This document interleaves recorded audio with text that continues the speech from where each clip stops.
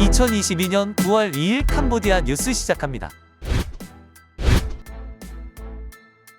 림 사이드닝 공공교통부 국무장관은 대표단을 이끌고 홍콩에서 열린 제7차 1대1로 정상회의에 참석했습니다. 정상회담은 9월 1일부터 3일까지 열리며 비즈니스 및 투자 기회에 대한 견해와 관점을 교환하는 것을 목표로 합니다. 무역, 투자, 구축 분야에서 지역 및 국제협력의 확대가 논의됩니다. 정상회담에서 국무장관은 1대1로 구상이 세계 경제 성장의 새로운 촉매제라고 말했습니다. 그는 또한 캄보디아가 인프라를 개발하고 지역 및 지역 연결을 촉진하는 이 이니셔티브로부터 큰 혜택을 받았다고 강조했습니다. 총리, 국가 최고 직책을 위한 형제 경쟁에 대한 소문을 묵살.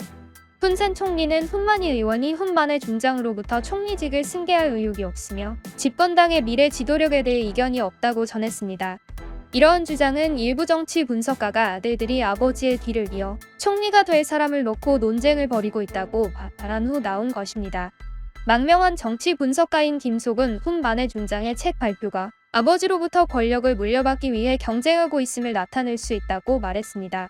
속은 이러한 공개 대결은 훈마니가 총리직을 놓고 훈마네과의 경쟁을 포기하지 않았다는 것을 보여줄 수 있으며 이것이 총리에게 큰 장애물이 될 수 있으며 훈씨 일가의 심각한 내부 위기를 초래할 수도 있다고 말했습니다. 어제 문희봉 및 콩샘 고가도로 건설 기공식에서 질문에 답변한 총리는 우리 가족은 계층이 있고 내 아들은 형의 말을 잘 듣고 총리에 대한 야망은 없고 형만 있을 뿐이다라고 전했습니다. 정치 및 사회 문제 분석가인 레안네는 실제 논란이 있더라도 CPP가 밝힐 수 없어 어떻게 논평해야 할지 모르겠다고 전했습니다. 경찰의 명예와 존엄을 훼손한 SNS 이용자의 공개 사과. 당국을 비방하기 위한 거짓 소셜미디어 게시물을 작성한 한 남성이 어제 공식 사과에 서명하고 자신의 행동을 반성했습니다. 2022년 8월 28일 푸놈펜시 경찰 정보 및 신속 대응팀의 매의 눈을 가진 관찰자들은 2022년 8월 28일 다운 펜 지역 경찰 조사에서 정의가 있습니까? 라는 페이스북 계정을 본 후 경찰은 31일 오전 페이스북 계정 소유자를 찾아 사건을 조사했습니다. 사법특수부대는 다운펜 지방경찰청과 협력해 페이스북 계정 소유자인 홍푸티를 불러 공개적으로 사과하고 반성문에 서명하게 했습니다. 여성부, 저속한 미스 그랜드 캄보디아 미인대회 규탄. 여성부는 보도자료를 통해 미스 그랜드 캄보디아 미인대회가 지나치게 성적으로 노골적이며 크메르 여성의 명예의 존엄, 가치를 심각하게 훼손했다고 밝혔습니다. 보도자료에서 교육부는 최근 미인대회에서 소수의 캄보디아 여성들이 부적절한 옷을 입고 에로티시즘을 보여주는 극도로 섹시한 이미지가 등장하는 장면이 언론과 소셜미디어를 통해 걱정스럽게 증가하고 있다고 밝혔습니다. 그리고 아래로 캄보디아 여성의 명예, 존엄, 가치에 심각한 영향을 미칠 뿐만 아니라 다음 세대의 젊은이들, 여성, 소년, 소녀들에게 나쁜 본보기가 된다고 전했습니다. 교육부는 이러한 프로그램을 조직하는 개인이 크메르 국가의 문화, 도덕 및 존엄에서 벗어나는 프로그램을 제작해서는 안 된다고 촉구했습니다. 교육부의 성명은 훈센 총리가 8월 24일 무분별한 방송 이후 미인대회에 대한 재검토를 지시한 후 나온 것입니다. 한편 스텅트렌 지방 당국은 지방을 대표하는 의상에 대해 공식 고소장을 제출했습니다. 해당 의상은 여성의 가슴과 생식기 부분이 부분적으로 노출된 것으로 지역의 이미지를 실추했다고 설명했습니다. 지방 당국은 캄보디아의 좋은 전통 문화, 특히 캄보디아 여성의 명예에 대한 심각한 모욕이라 전했습니다. 또한 문화예술부에서도 미스 그랜드 캄보디아 선발대회를 검토하고 필요한 경우 적절한 조치를 취할 것이라고 말했습니다. 외국인 캄보디아인 우크라이나 관련 사기 혐의로 체포. 외국인과 캄보디아인이 전쟁으로 폐허가 된 우크라이나와 관련된 사기 혐의로 체포된 후 경찰이 캄보디아 소셜미디어 사용자들에게 주의를 당부했습니다. 경찰에 따르면 2022년 8월 26일 파리말이라는 페이스북 사용자는 자신이 우크라이나에 갇혔고 자신을 구해줄 친절한 사람을 찾기 위해 캄보디아에 돈을 보내야 한다고 포스트했습니다. 한 캄보디아 남성이 사기꾼의 제안에 빠져 송금 서비스를 통해 총 9,120달러를 보냈으며 그 후 사기꾼은 피해자와 연락을 중단했습니다. 그런데 8월 30일 갑자기 파리말이 다시 나타나 캄보디아로 자금을 이체하려면 5,000달러가 더 필요하다고 말했다고 합니다.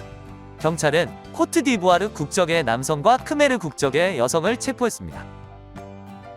매일같이 검거되는 인신매매 조직. 유엔에서 캄보디아를 최하위 인권국으로 분류 후 매일같이 인신매매 관련 뉴스가 나오고 있습니다.